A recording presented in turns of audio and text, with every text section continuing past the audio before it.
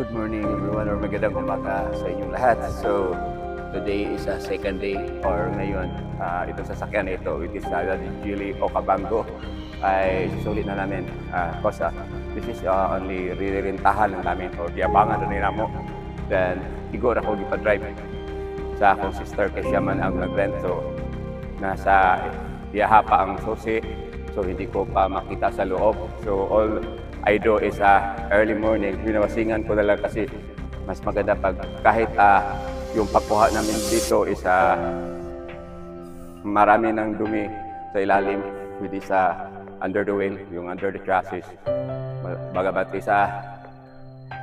para maganda yung pagkasasuli, binawasingan ko. So kahit ito rirentahan namin, alagayin namin, then as it is I get some honest review with this what we call this Okavango Geely because we're not hindi kami pinahiram ng sasakyan, is rirentahan namin. So being a vlogger, so naisip ko na mag-review ng itong sasakyan. So for my opinion with this one, yung una, yung kinuha ko pa ito, ang nangyari nito is what we call this, akala ko hindi maganda because hindi ko alam nakalagay pala sa eco mode. Then yung natuklasan ko is we have 3 modes for this car. What we call is like this not car but like SUV, so pareha na doon. So natuklasan ko is may eco mode, may parang comfort mode at saka sport mode. So hindi ko nasubukan yung sport mode pero nasubukan ko na yung comfort mode, which is nag-akyat kami sa bundok, which is in the what we call is around saan yun? Yung sa Philippine National Oil Company o iba ng pangalan na yun is EDC. May mga tourist spot doon, so walang problema, kaya niya umakyat tapos ang komportable mamaniho. Ang tanong ko lang dito, may marami ba itong pisa dito sa Pilipinas? Kung may maraming pisa, siguro the time na magkaroon ako ng pera, ito ang bibilhin ko na sasakyan because it is comfortable and maganda yung sa likuran. As mentioned, hindi ko pa mapakita sa inyo because wala sa akin yung susi. Isa yung upuan sa likod, pwede may adjustment. 3 yung upuan sa second row. Then 2 din doon sa pinaka-last row. May adjustment yung sa second row, pwede forward, backward, saka ma-incline. So yun lang. And also, yung last na mention ko, hindi ko na mapakita, isa regarding pag-open ng yung door, pag nasa iyo ng susi, iganyan mo lang. Pero and this 3 door dito, except yung sa driver, hindi ma-open like this one. Pag gamitan ko ng ganyan, hindi ma-open. Ang ma-open lang is yung yung what we call this sa driver side lang yung ma-open with the use of this. Ganyan mo lang, ma-open siya. Tapos pag lock, ganyan mo lang, ma-lock siya.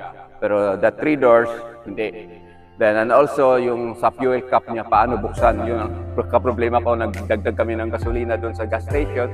It so happen na hindi namin alam kung paano kasi wala naman sa YouTube, hindi ko man ma-search sa YouTube. So naraday siya sa nandun lang pala sa yung door lock. I-unlock mo lang yung door sa pintuan dito, yung mga pintuan. Pag unlock mo sa door, automatic yung fuel cap dito. Ipopost mo ito, babuksan na. So yun ang hinahanap ko sa mga ibang vlogger na nagtuturo ko paano buksan. Kaya yung nag-rent na yung sister ko nito, parang bata ko, nag-aaral kung paano ito mapatakbo ko itong what we call this si Geely Okavango. So for this morning is around 5:30 na, early in the morning. Patuloy ko ng pagbawas para pagising nila is malinis ito sa sasakyan. So I have another video siguro in part ko na yung patakbo ko ng sasakyan. Pero in the mountain, hindi ako nakuha ng video because I'm focused on the road because problema yung road. Sobrang liit, tapos sobrang laki ito sa sasakyan. Kaya wala nakapag-video, nakakahiya naman because of the one who on board me is the one who rent the car. Bali driver lang ako. So patuloy ko na yung pagbuwas ko, then kakat ko ng video. Just share some video about yung makakuha pa ako ng video kasi isulit na namin itong sasakyan ngayon. So maraming salamat. Bye. Yan